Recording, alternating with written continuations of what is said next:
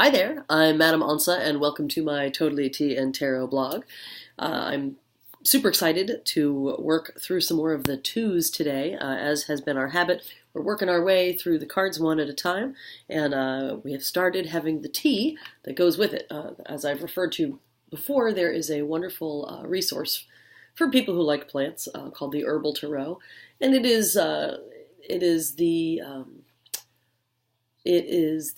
represents the choices of the folks who made it, of course. So there's no absolute rule that these are the plants that correspond to these cards. But I looked into what they did, and I think it's a great place to sort of start to deepen your relationship with plants as well as cards.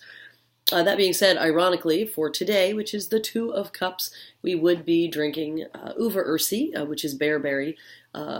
It is specifically great for everything bladder, UTI infections, all that kind of stuff. I don't happen to have any, and I don't happen to have any kind of bladder thing going on, so I am rather drinking echinacea today because I do have a cold, as you may be able to hear. But if you want to stick with the program, I suggest you get some Uva Ursi. They probably have it at every health food type store that you've got. Maybe you're a gardener and you're lucky enough to have it in your yard. For me, right now, what I have is leftover snow. Just a little leftover snow. Anyway, so today we find ourselves with tea.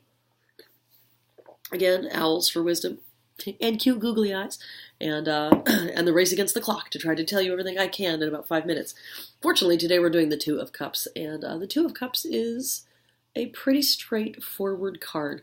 All of the cards have, they have their gift aspect and they have their shadow aspect. They have their most sort of on the spectrum of meaning. There's always a lot to them. But this card is pretty much universally benevolent. The decks that we're going to be working with today, as we've been working through the twos, this is my deck, the World Spirit Tarot.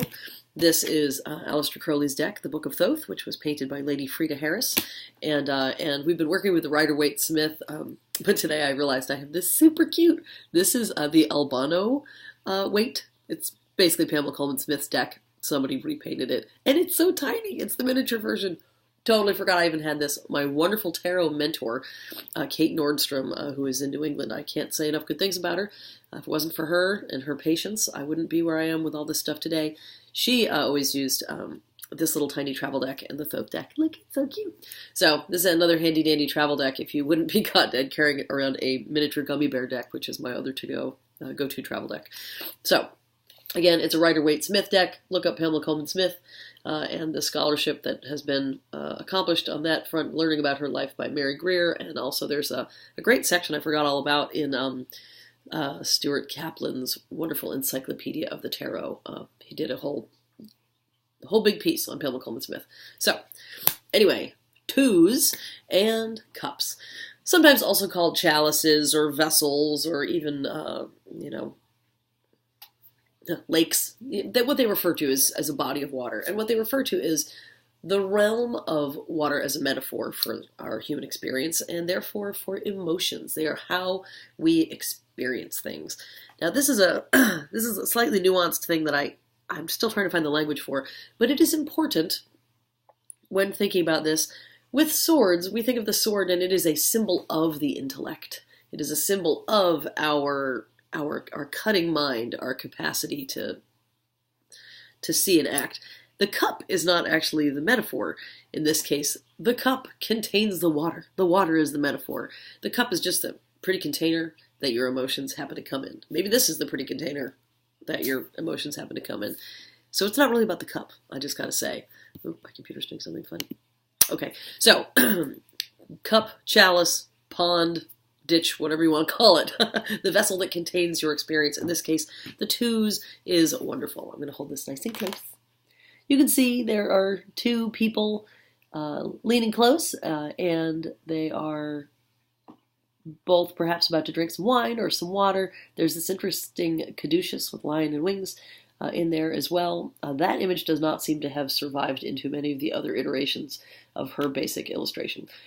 But the two is about the beginning of relationship. It is about, where are my words today?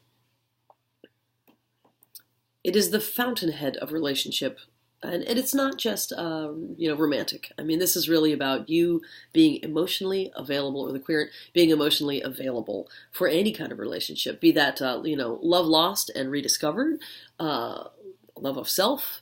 It's really about the ability to connect meaningfully with other people. I mean, in the context of the mother-child relationship, it's really the part where the kid realizes that it is literally not the only being in the other universe, and all these things that they see are also people. So yes, there's distinctly romantic overtones that are possible with this card, but it's really just about our capacity to connect in a meaningful way and how that makes us feel. There's a lot of variations in how this imagery is portrayed. I mean, in this case, clearly they are intended to be male-ish and female-ish, according to Pamela Coleman Smith's sort of Celtic revival theatrical costumer tastes. Nice yellow tights. When I made mine, I endeavored to make it more gender ambiguous so that it's not entirely clear what is going on with these people in terms of gender, race, and so forth. But we still see that sense of two people coming together. There's a sort of a sense of contained sacred space almost as they're dancing in this fairy circle. Traditionally, sometimes we see the red rose for passion and the white lily for purity, which in this case we will define not as some sort of prudish sexual purity, but rather more an innocence or a willingness to walk forward without hanging on to damage, you might say. And in a foreshadowing of the Lover's card, we also see Pan and his panpipes for passion, and Kuan Yin for compassion on the other side. All aspects of this notion of what it takes to be in relationship, whatever kind of relationship, whether that's love of self, or being willing to step out and be creative, or be a better resource for your loved ones, whatever they are. So these are still essentially, though, you notice, the same card. There are some nuances of gesture, but really, again, it's pretty hard to beat Pamela Coleman Smith for just illustrative genius. My God, it's already been 7 minutes. I don't talk fast enough. What, I'm from New England, I should be talking wicked fast. But we want to not pass over Lady Frida Harris's rendering for Aleister Crowley. This is Venus in Cancer, because he was very keen on making astrological correspondences, which basically says everything about being tenderhearted, vulnerable, and generally sloshy, and inclined to love. He would say, love is the law, love under will. So this is definitely a card that describes that notion of emotional abundance. And you can sort of see back there, don't mind the glare, there's this lotus and these fish, and everything about their description of this card is intended to sort of represent a perfect balancing of masculine and feminine energies in the broadest sense. It's actually a quite lovely card. It would be a very, very fancy champagne fountain. So when this card comes up, it pretty much says it's time for you to step out and be emotionally brave, emotionally available, be willing to see past the past and try to move forward. And as far as, that shadow component, really the only thing I can think of off the top of my head is just that notion that sometimes we let our damage keep us from being willing to move forward. It's understandable, once bitten, twice shy kind of thing. But when this card comes up, it really says it's time to dare. Can't believe all that time went by. So that was Two of Cups. and also Uva Ursi would be your herb for the day, which is bearberry. That's it. Oh, check me out on the internet. World Spirit Tarot by Lauren Onca O'Leary on the Facebooks. I'm on Patreon as Madame Onca. I'm on the Etsy. I'm on all the things.